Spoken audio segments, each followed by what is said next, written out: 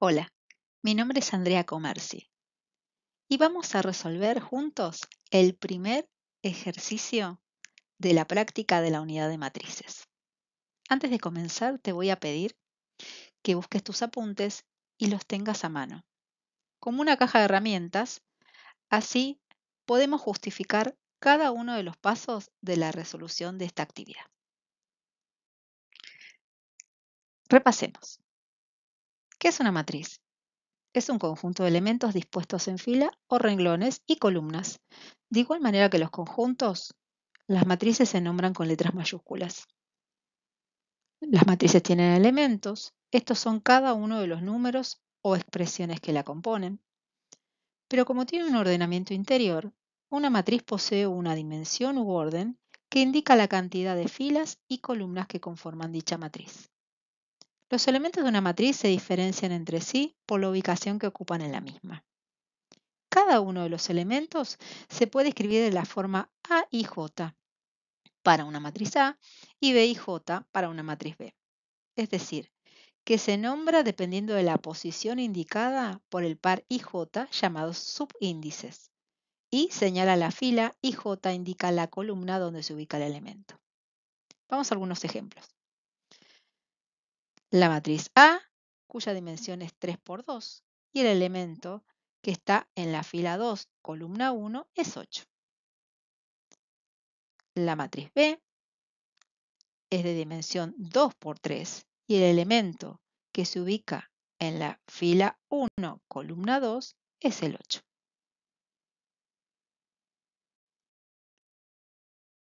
Volvemos a la definición de matriz. Como vimos en la unidad de conjuntos, un conjunto puede ser descrito por extensión, donde se explicitan todos los elementos que pertenecen al conjunto, o bien por comprensión, donde se especifican las propiedades que caracterizan a todos los elementos del conjunto. Vamos a ver una matriz expresada por comprensión, mediante esta expresión o bien una equivalente. Vamos a recurrir al lenguaje natural para interpretar estas expresiones.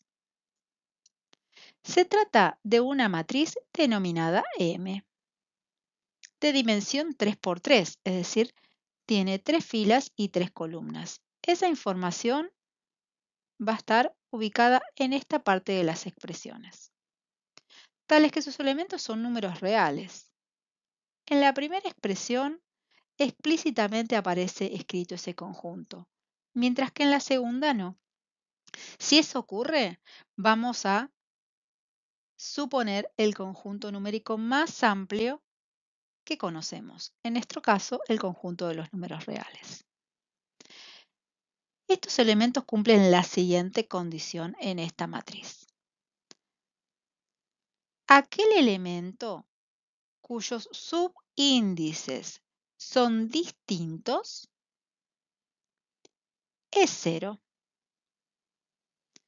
Y aquel elemento cuyos subíndices son iguales es 1. Veamos esta matriz escrita por extensión o bien explícitamente. Veamos que aquí están los elementos que cumplen la condición de tener sus subíndices iguales. En esas posiciones vamos a encontrar 1. En el resto vamos a encontrar ceros. Continuamos con el repaso del apunte. Hay algunas matrices con ciertas particularidades. Si atendemos a su forma, está la matriz cuadrada, que es aquella matriz que tiene la misma cantidad de filas que de columnas. En caso contrario se la llama matriz rectangular. En una matriz cuadrada, el conjunto formado por los elementos cuyas ubicaciones se consignan con 2 subíndices iguales se denomina diagonal principal de la matriz. Por ejemplo, la matriz que nos dan, de 2 por 2, los elementos 2 y 8 forman su diagonal principal.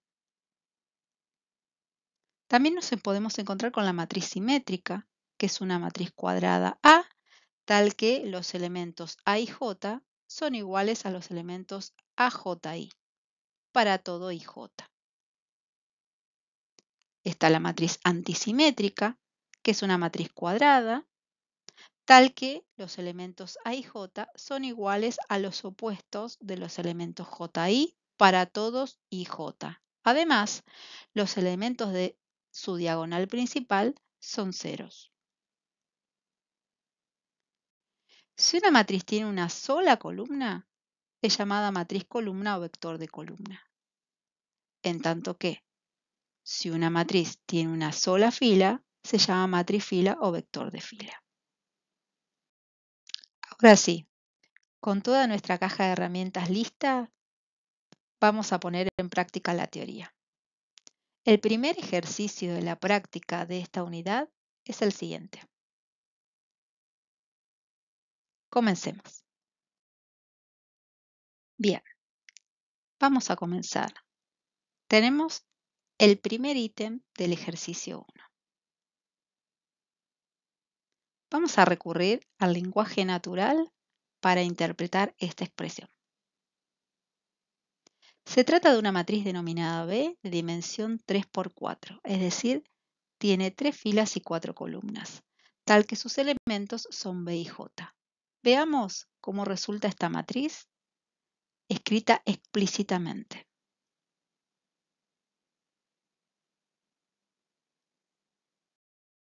Continuemos con el ítem B y vamos a seguir los mismos pasos que en el ítem A. En el lenguaje natural nos informan que se trata de una matriz denominada C de dimensión 1 por 5, es decir, tiene una fila y 5 columnas, tal que sus elementos son C y J. De modo que la matriz explícitamente escrita será. Nos preguntan qué nombre recibe esta matriz. Como vemos, es una matriz que tiene una sola fila. Por lo tanto, es una matriz fila. Continuamos en orden con el ítem C. El lenguaje natural se interpreta como una matriz denominada D de dimensión 4 por 1, es decir, tiene 4 filas y una columna, tal que sus elementos son D y J. La matriz escrita por extensión o de forma explícita resulta y es una matriz columna, ya que tiene una sola columna. Y llegamos al último ítem del ejercicio 1 de la práctica de la unidad de matrices. El ítem D. Vamos a recurrir al lenguaje natural para interpretar esta expresión. Se trata de una matriz denominada A con dimensión 4 por 4, es decir, tiene 4 filas y 4 columnas, tal que sus elementos son números reales que cumplen la siguiente propiedad. Aquel elemento cuyos subíndices son iguales es 2 y aquel elemento cuyos subíndices son distintos es 0. Veamos cómo queda la matriz escrita explícitamente. Notemos que los elementos de la diagonal, es decir, aquellos elementos cuyos subíndices son iguales, son todos 2, mientras que en el resto de las posiciones, es decir, donde los índices son distintos, vamos a encontrarnos con 0. ¿Qué nombre recibe esta matriz? Una matriz con estas características es una matriz simétrica. Aquí terminó esta presentación. Esperamos que este recurso les haya sido de gran ayuda y no duden en consultar las inquietudes que puedan surgir al realizar la ejercitación. Estamos para acompañarlos.